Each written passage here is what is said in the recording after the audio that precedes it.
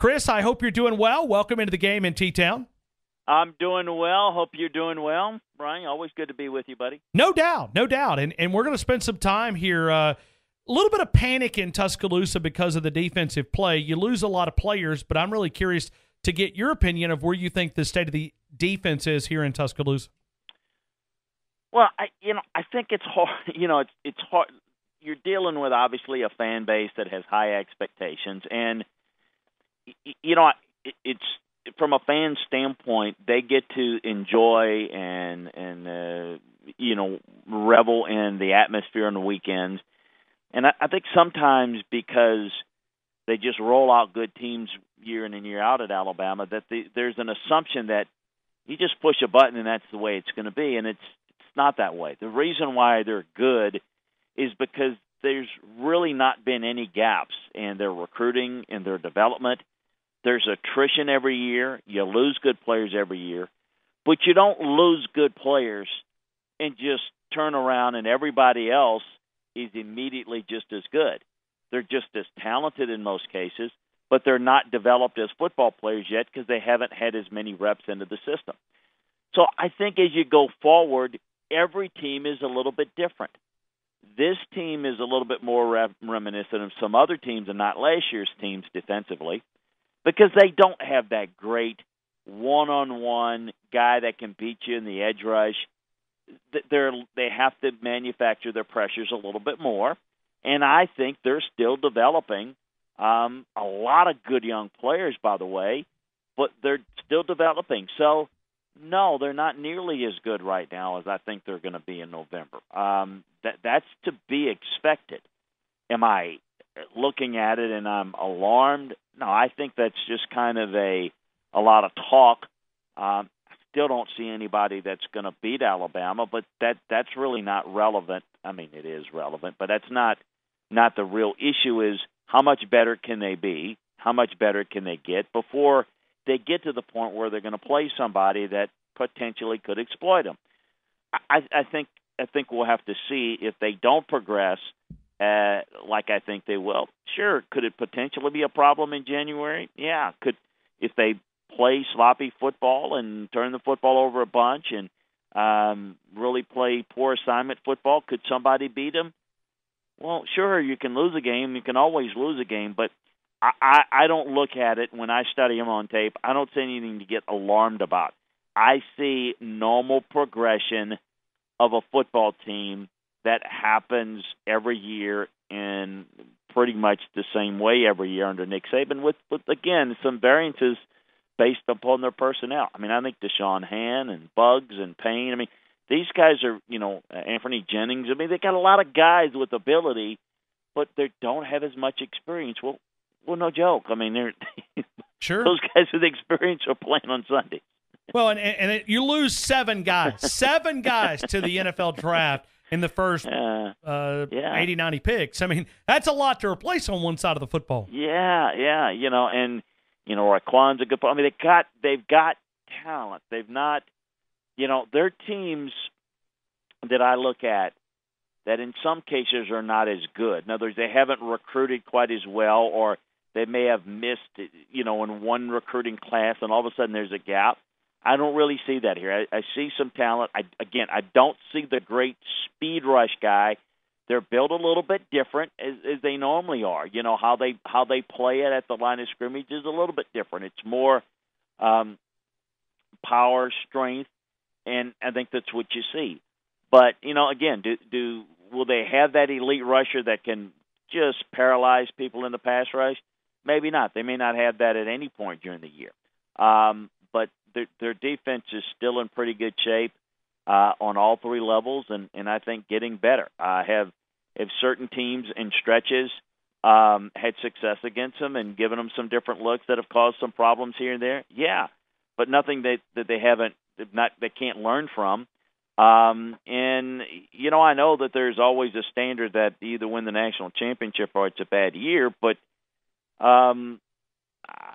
I don't see any drop-off at all. I see, again, some variances that typically evolve from one team from one year to the next.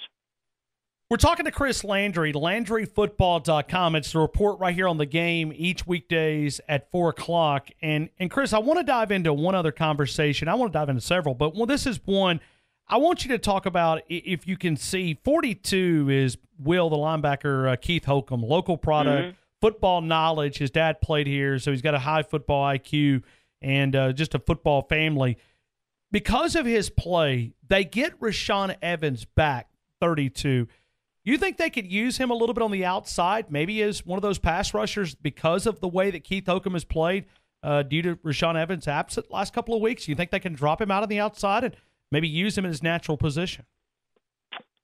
I think they can. I think he's athletic enough to do it. Honestly, not being and doing my work, not being at practice on a daily basis, I don't know how he's progressed there. But athletically, I would say yes. And I can pretty much assure you that it's been explored as a possibility. Their rushers obviously are going to come from a stand-up position or the guy that can put in a wide nine technique and rush up the field.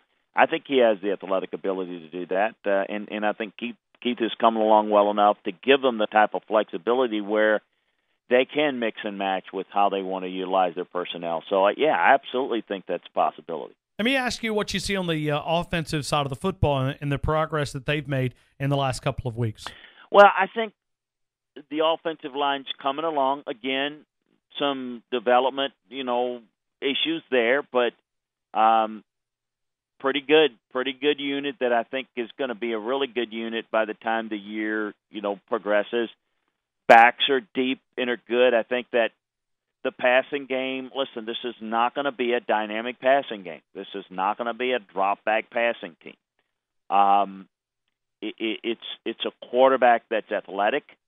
It's a quarterback that can make plays in the passing game that are born off the run, meaning that they're going to be able to manipulate defenses, their coverages, and he's going to be able to find the open guy, and they're going to be able to make plays, but it's not going to be a drop-back, throw it downfield in the teeth of the defense type of a passing game. He's not that type of quarterback, and I think as a result of it, the one thing that I would say is that the talented group of receivers, which I think they're very underrated, I think they're very deep and very capable, that this is going to be it's more of a one-read passing option offense where you're going to get multiple guys on routes, but there's going to be a predetermined read based upon coverage pre-snap from the sideline. So you may not see as many of the progression and development of the receivers as well as you might like. But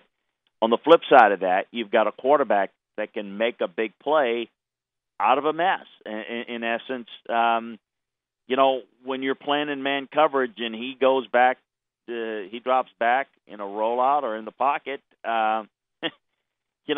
if his guy's not open, he's running it, and there's nobody accounting for the quarterback. Before they can figure it out, he's onto the second level, and he's as good a running back as they have, and that's saying an awful lot. So it's very, very difficult to defend.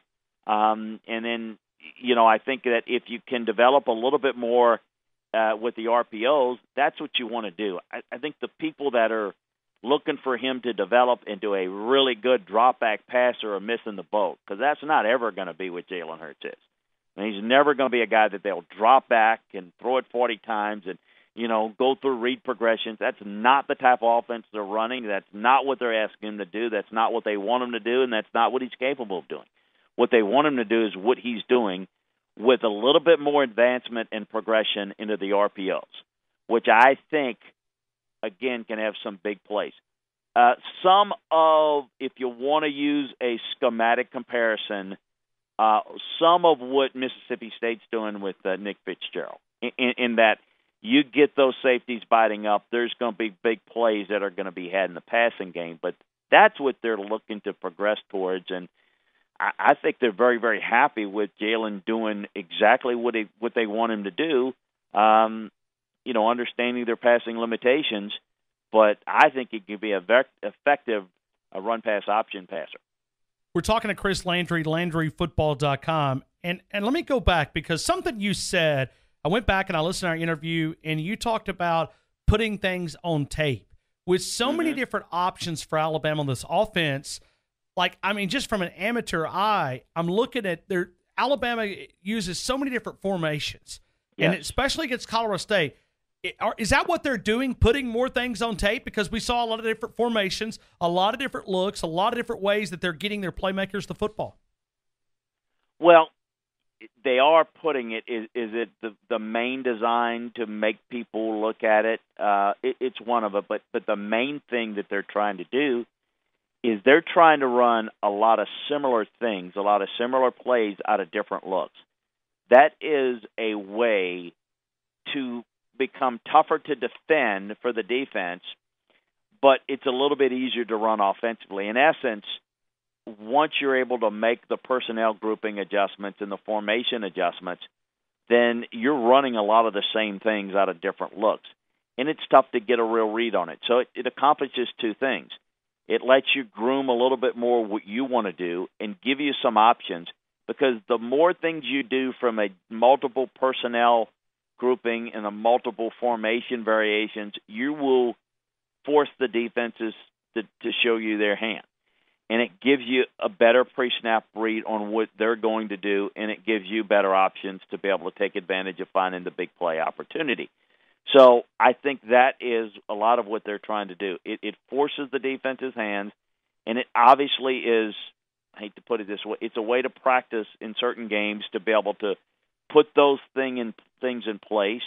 And then through the process, Ryan, they'll filter it out a little bit, and the things that they feel more comfortable with were the things that they will extract and use going forward. The things they're not real good at, they're going to probably leave it on the cutting board shelf, so to speak, to some degree. So I think the past couple of games are opportunities for them to get better.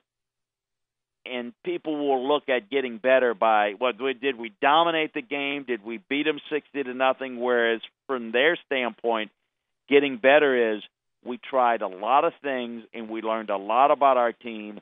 Some of what we're comfortable running with them, some of what we're not as comfortable running with, and then we go forward with it, with a better idea. And I think that's a smart, very prudent way to go about it. And you do put a lot on tape, because you're sitting there and you're lining up and you don't know. They've run this, and trust me, I'm telling you, I've been there in those film breakdowns. Once you do it, you got to be prepared for something that they've done. And what it does, it takes up time in their preparation to try to figure out all the things that you possibly could do, when in reality, you're going to run a lot of those same looks and do different things out of those looks. So I think it does plant the seed in the mind that they're going to do something, and you end up doing something else. As a new coordinator, do you really know what your team and who is talented? Obviously you do, but sometimes when the lights come on, these guys are gamers. I watched Robert Foster catch a pass and outrun about 6 or 7 guys. He had another gear, 52 yards on the touchdown reception. It was about a 9-yard hitch route, simple read for Jalen. He read it. He threw it, and he put the ball in the playmaker's hands. Is that sort of what we're seeing in the coordinator, sort of learning who he can count on, which guys are going to be playmakers? Because you don't see everything in practice. Well, absolutely.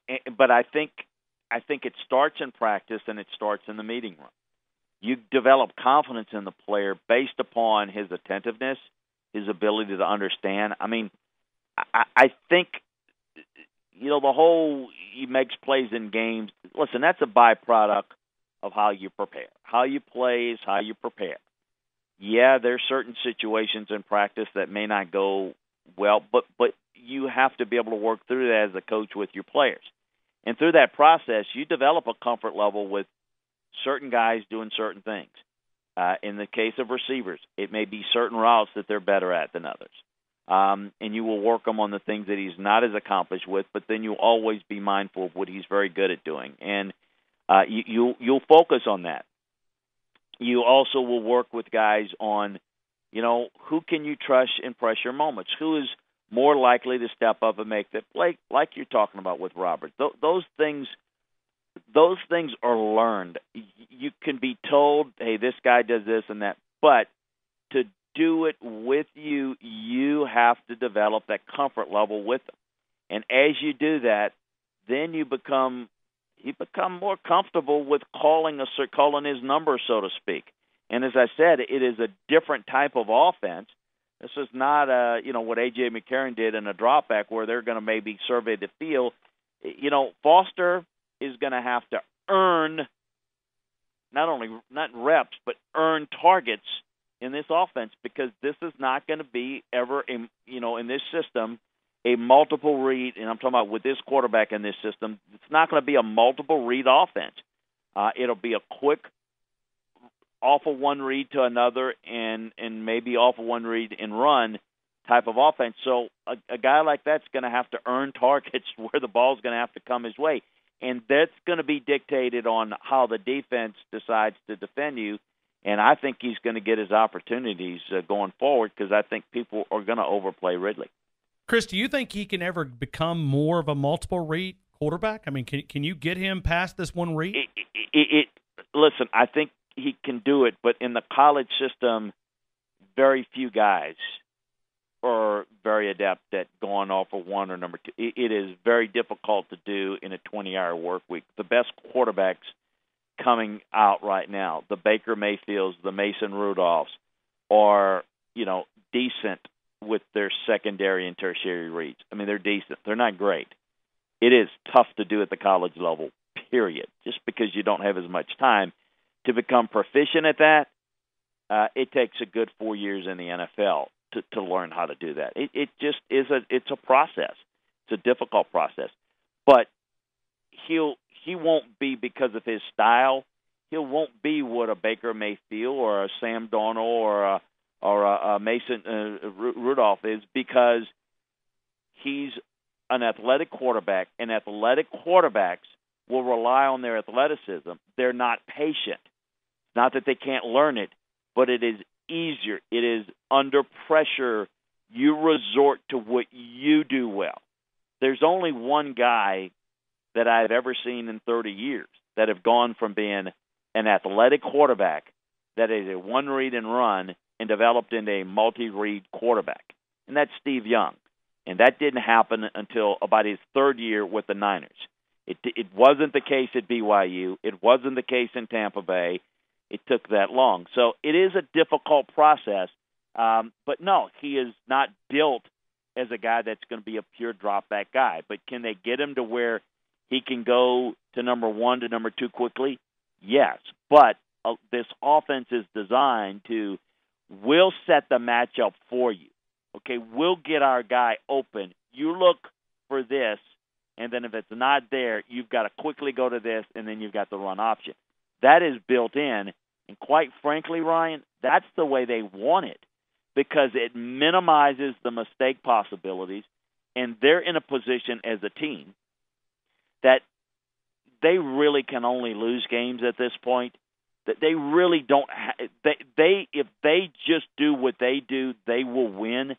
And the only real chance on a week-in, week-out basis is if they put the ball in harm's way, if they turn the football over, if they go through, hey, we're going to go progressive reads, we're going to open it up, then all of a sudden you bring a whole lot of things in that can neutralize your dominant factor in the game.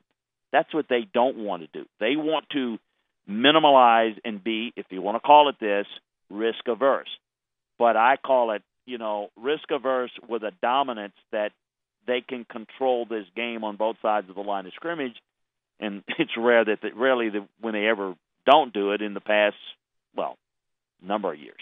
All right. I'm going to hold that thought, because on the other side, I want to take what you just said, because I've learned a lot in the last minute and 45 seconds of you explaining that. I'm going to ask you on the other side, can you win a national title playing this type of football? Because somebody's going to push you against the wall, and you may have to come out fighting. I'll ask Chris Landry on the other side, LandryFootball.com. He has been an administrator, a coach. He's worked with Nick Saban, gives us a very unique perspective. We talk about the scouting side of things. Hello, Tuscaloosa. Chris Landry here, asking you to join me and Ryan Fowler every Wednesday afternoon at 4 p.m. Central as we discuss the Crimson Tide, SEC football, college football, the NFL, you name it. We'll talk football every week with you and break the game down from inside the film room. So join us every Wednesday at 4 p.m. Central, and be sure to join us at LandryFootball.com. We'll see you there. The Game with Ryan Fowler. Weekday afternoons from 2 until 6. Only on Tide 102.9 and 100.9. Chris Landry, LandryFootball.com. In the last 2 minutes of his segment, I really understood a lot more of what Alabama's trying to do with Jalen Hurts. But my big question is, Chris, when you look at what they did last year, and I know it was a freshman quarterback, but what's different and how will it be different? Because once you get into this championship college football playoffs, you may need a quarterback to sit back there and sort of pick you apart a little bit and try to take some shots down the field. Well, you definitely are going to have proficiency in the passing game. But how you do it, there are different ways to go about doing it. And I think he has to become a better passer. But it doesn't mean he's got to drop back there and survey the field. I think there are different ways you can do it. And I think I've seen some improvement. Do we need to see more? Absolutely. But to answer your question, can they win it that way? Well, goodness, they were right there last year. I know they didn't win it, but they were right there. I remember him driving them down the field and scoring the winning touchdown, or so I thought. They didn't close it out. We talked about that.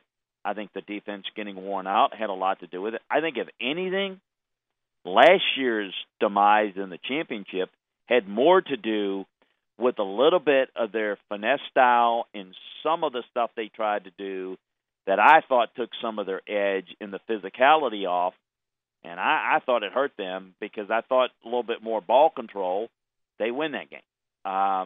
But, it wasn't like they faltered coming back and taking over the lead.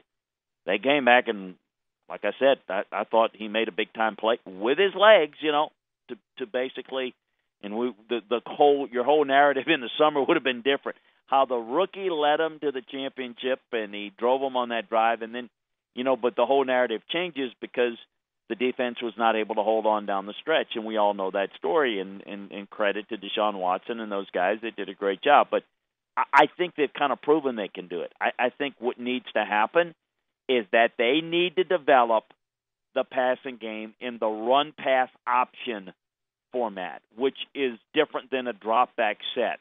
I think if you're trying to become we're going to be power and then we're going to drop back, well, then you're doing something that is completely offhanded, that has a very unlikely chance of being successful. That's not what fits the quarterback's skill set. You want to have the run-pass option as a real threat. Him running it is a real threat. Now, the key towards taking that and really taking the governor off and letting it fly is let them fear the run factor with Jalen Hurts and let him pull the ball down and throw it. Throw it not against tight coverage, but against really good spacing and coverage that is manipulated by the defense having to suck up and defend the run. That's where I think you can make big plays, and that's where they're going to have to be really efficient against the right type of team. It might be against a Clemson again this year in the championship game, for all we know. We don't know. But, yes, that type of team, that's what you're talking about is, hey, that great team that they can't overpower, how are they going to deal with that? Well, that's where the passing game is going to have to be more proficient, but not sitting there going through progressions, running a different offense, but running this offense and progressing it to the point where he can make some big-time plays in the passing game off the RPO. That's where I think they're trying to head to, and we'll see how well they do it, and I think they'll be very successful. And it'll come down to how they're able to progress from here to that point. But I think, against that team, and I don't know, to be named later, it's certainly going to be difficult against maybe that one team that you might have to match a little bit more points with. Let me ask you about Vanderbilt. Do you see this team giving any challenges to Alabama? Not a lot. I think they're playing well, and I think they're really good defensively. Kyle Shermer's done a good job with the offense, too. I think it'll be emotional for them. Probably instead of 80%, what do you think? You think instead of maybe 80% Alabama fans in Nashville, maybe it's 60? I don't know how well they'll come out. It'll be emotional for them. It's great for that program to have an Alabama game where it means something to Vanderbilt, not just Alabama. But honestly, this is going to be a decisive win, I think, for Alabama. Let me ask you about some other teams. With what LSU went to Starkville and dropped that sort of egg there in Starkville, your thoughts about the Dogs and about LSU moving forward? Well, I don't think Mississippi State's a slouch at all, and I think that they're a bigger threat. I think they'll give Alabama probably more trouble than LSU this year. We'll see. I know LSU is kind of the team that plays Alabama well, and I think they'll play them well and be emotional and be aggressive. But under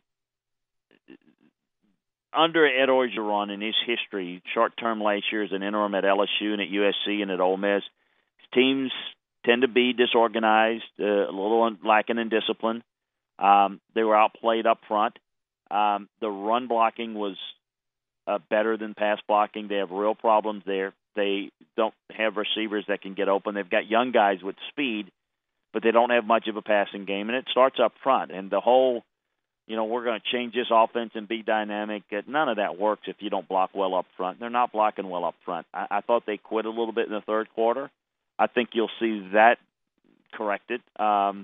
Defensively, they're not real deep at defensive tackle, and I think he can run the football on them. And I thought that Mississippi State was physically superior up front. So I think this LSU team, I think they're a good team, but I don't think they're nearly the team that people thought. That's just me personally.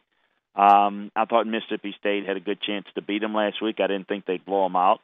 I kind of put them in that category with Florida and Auburn as a little bit of an unknown. And I think Mississippi State's very well coached and very physical.